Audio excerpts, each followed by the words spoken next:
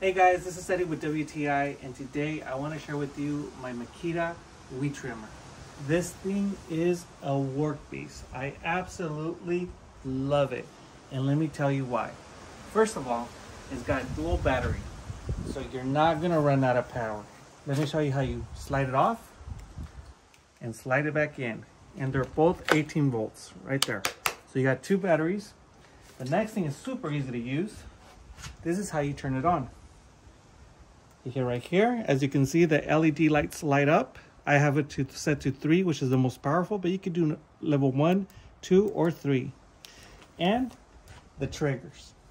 You need both of them to activate it.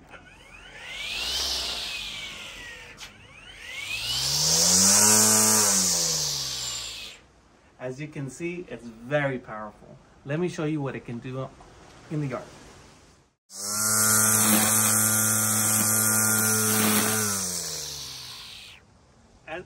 As you can see, this thing is amazing, and that's my point of view.